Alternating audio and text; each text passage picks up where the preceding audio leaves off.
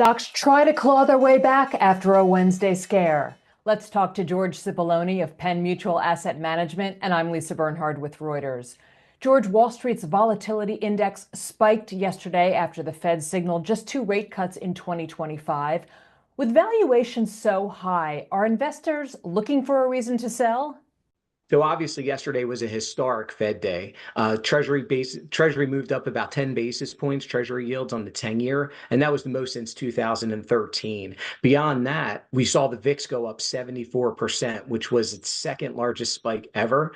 And then so we saw across the board stocks react to that. Because I think the most important thing to show is that obviously, with regard to valuations, roughly half of the S&P's gain this year has been because PE multiples have gone higher. So what does that mean?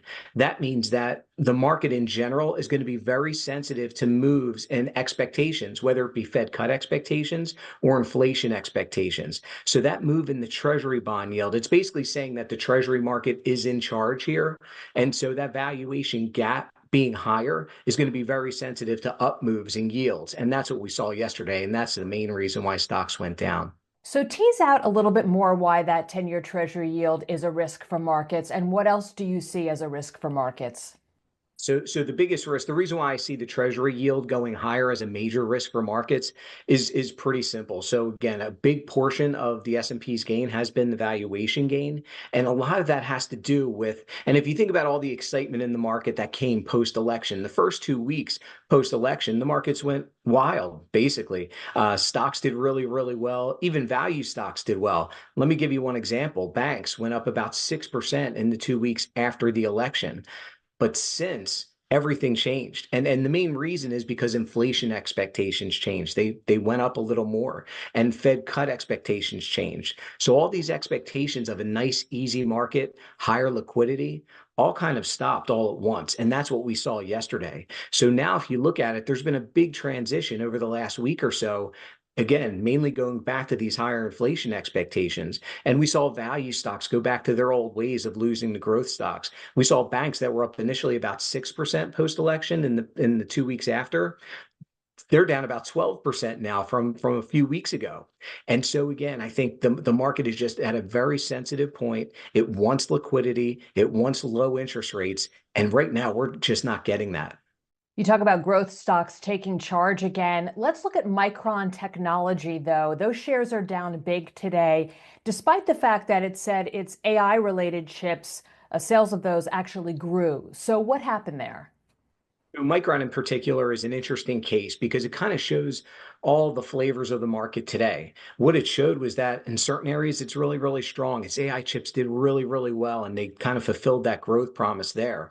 But on the flip side, if you look at the products that they sell to phone companies and to the auto industry, it's both really slow. And we've seen that anecdotally from other companies as well. So the whole picture on a net basis, Micron lowered their sales guidance by a decent amount. It went from roughly 9 billion in terms of next year's expectation to the high sevens to $8 billion level, which is still pretty good.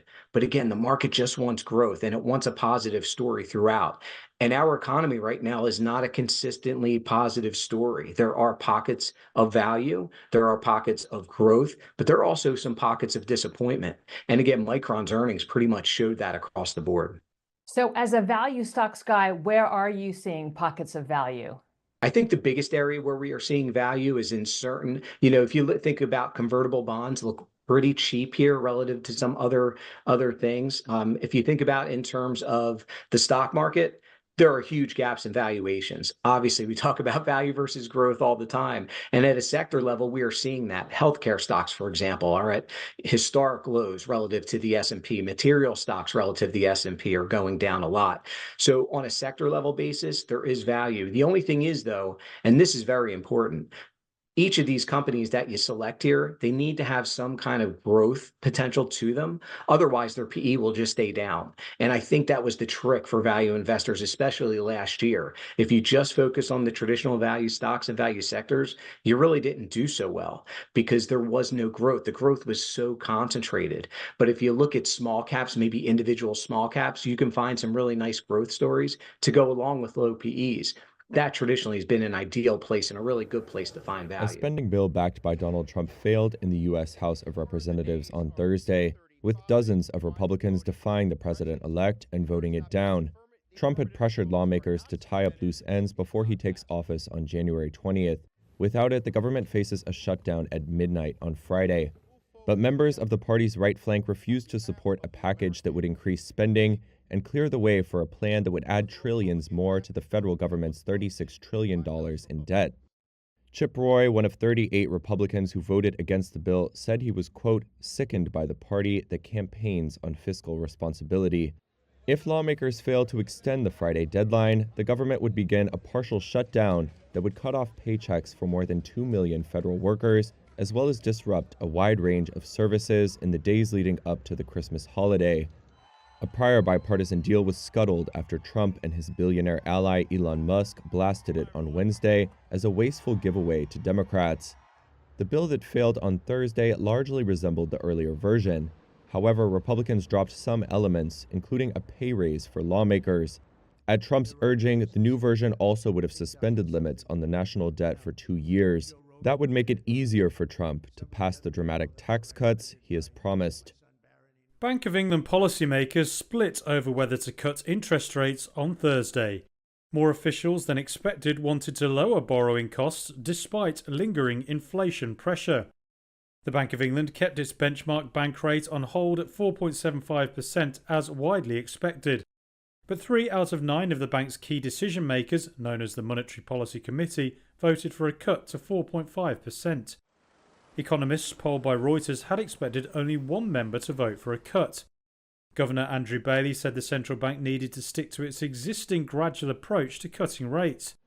He warned there was heightened uncertainty in the economy and they couldn't commit to when or by how much they will cut rates in the coming year. Financial markets have scaled back their expectations for cuts next year sharply due to faster than expected wage growth. They project only up to 2 cuts. Thursday's decision comes a day after it was announced British consumer price inflation rose to 2.6% in November. That was the highest in the group of 7 rich economies by a small margin. The central bank further said headline inflation is expected to continue to rise slightly in the near term. Reports of talks between Nissan and Honda to form an alliance took another turn Thursday. Taiwan's central news agency reported Foxconn has shown interest in a potential stake purchase in Nissan from Renault. They said Jun Seki, an executive from the contract manufacturer, is in France for talks with Renault officials. Seki is a former Nissan high-up who now leads Foxconn's electric vehicle business, while Renault is Nissan's biggest shareholder. A source told Reuters Foxconn is in talks with Renault to buy at least some of the French firm's holding in Nissan. They further said Seki is in France for these talks. Foxconn had no immediate comment on the report. Renault could not be immediately reached for comment, while Nissan declined to speak on the matter. The move by Foxconn comes as Nissan is holding talks with its longtime Japanese rival Honda. It aims to deepen cooperation, including a potential merger, and comes amid deepening financial and strategic trouble for Nissan. Shares of Darden restaurants soared as much as 18% on Thursday after the company raised its annual sales forecast as holiday diners flocked to its popular restaurants, including Olive Garden, despite higher prices. Same-store sales at Olive Garden rose 2% after 3 straight quarters of decline. And sales at the company's Longhorn Steakhouse chain rose 7.5%. Higher menu prices combined with steady foot traffic have helped Darden maintain profits even in the face of rising costs, which include elevated meat prices and higher worker wages. Rival chains such as Shake Shack and Chipotle have also grown in popularity as escalating fast food prices have narrowed the cost gap with casual dining restaurants. Easing inflation has also prompted middle and higher income consumers to dine out more. For the full year, Darden expects sales of more than $12 billion, topping its previous estimate.